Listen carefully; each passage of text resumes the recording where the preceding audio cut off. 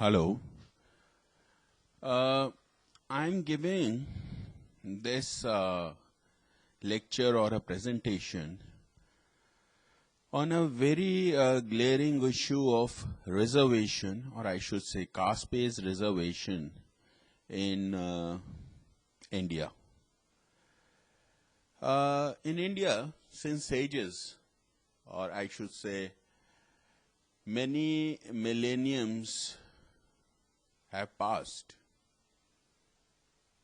with the stigma of caste system or birth-based caste system, because economy-based caste system is in even Europe and America, but birth-based caste system is prevalent in India like nowhere else. I can still say that in this year 2011, you can know Brahmins, Goswami Brahmins especially, not even talking to, not even teaching, not even giving projects to lower caste people. And not lower caste people means scavengers, but people who are woodsmith, goldsmith, and to such people also. And that has created a huge rift, which is just mellowed down by economy or economic equality, and to certain level by media also. Because if a lower caste person has great looks or voice, he can go to any level in media world, or what we call as Bollywood.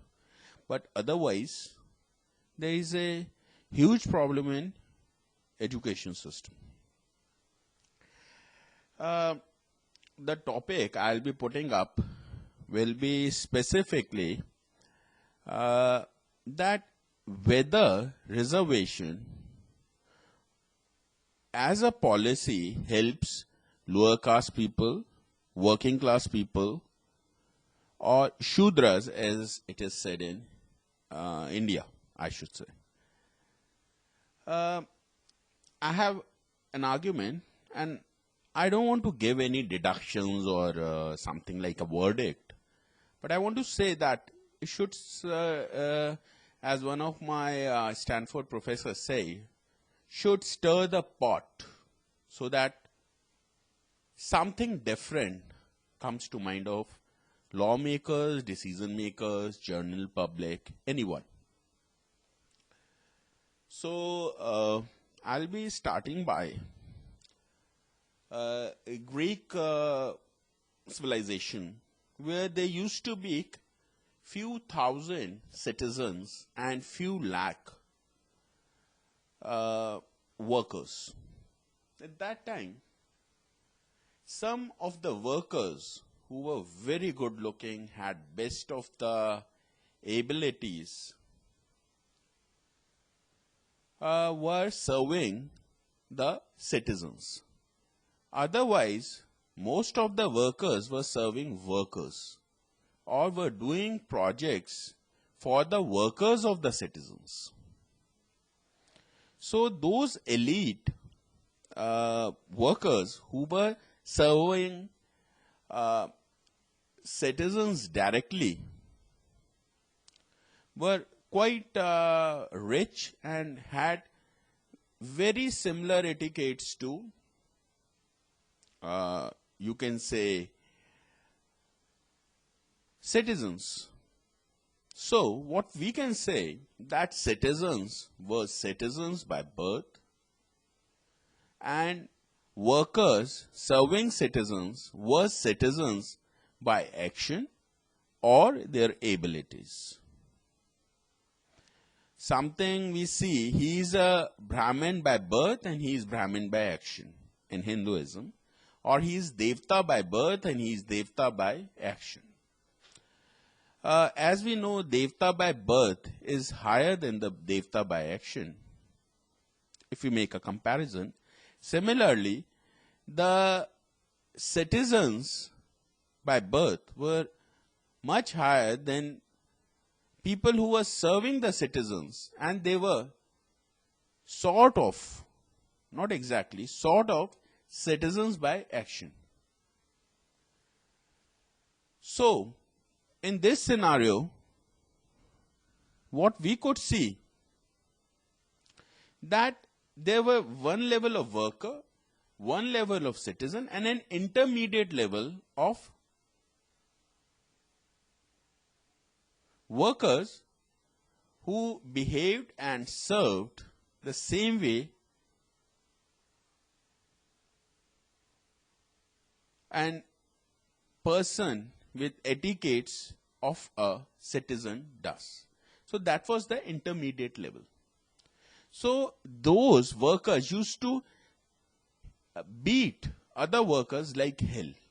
And they used to think themselves as more or less citizens rather than workers. So in this scenario, citizens had made up a class of workers which were butchering, beating, and even killing the workers. Something similar also happened in British rule. For example, in British rule, what we saw, that there were Urdu and Persian speaking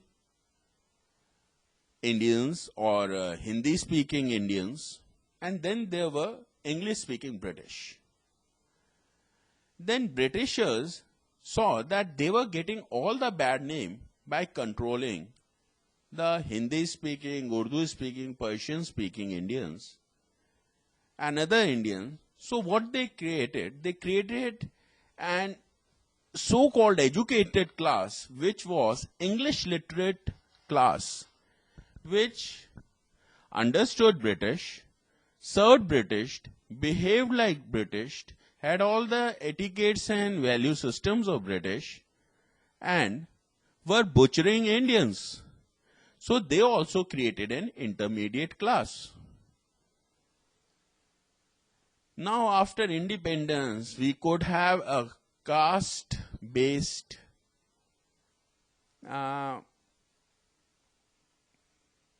scenario, or not a caste-based scenario. The thing is, we could have avoided with the caste-based scenario, but that didn't happen.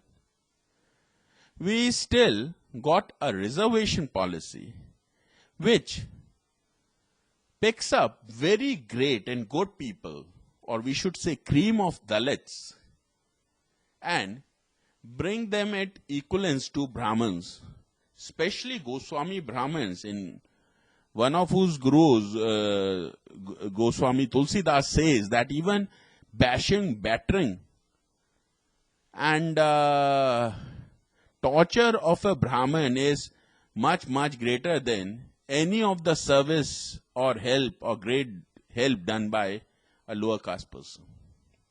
We could have avoided this, but still in our constitution there is reservation, which is a process by which Brahmins are using Dalits of exalted capabilities to butcher, banish, and traumatize Dalits. So, I can say a very clear similarity between Greek civilization, then British invasion, and then what we should say, the reservation policy of modern India, which is what we say post 1947. Similar things were done by Mughals also, or what is so-called Muslim people. I'm not very comfortable with the word Muslim, but they call it, people call it, history calls it. So these Muslim people, they got certain caste of people and showed them all the glamour and glitz of Mughal Empire, made them beef eaters, made them their clerks, and a new caste was formed who were called caste. And this is the only Hindu caste who are beef eaters. And they used to sit with Mughals and eat food with them. So, Mughals did this thing, Greek did this thing, British did this thing, and what the hell? The modern day Indian constitution is also doing this thing.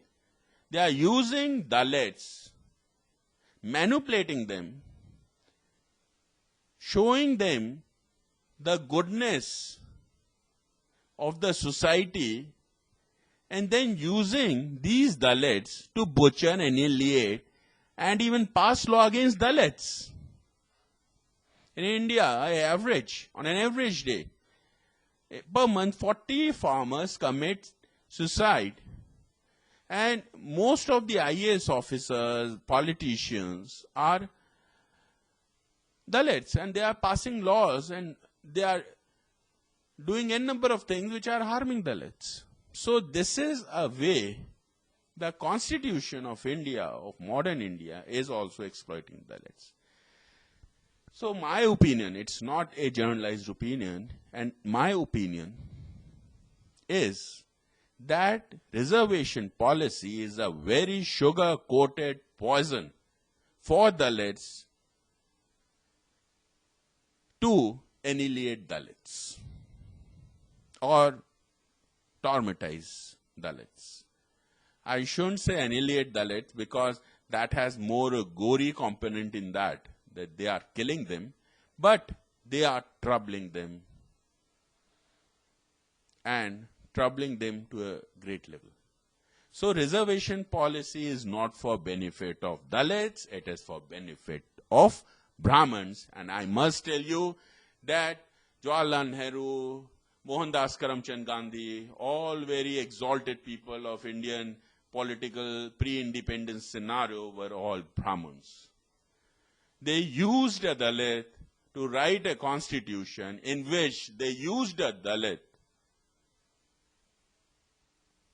to write a policy for Dalits by which Dalits can butcher and traumatize Dalits. What a great job these people have done. Okay, bye, and have your own opinion, and it can be anything. It is just my opinion which came to my mind.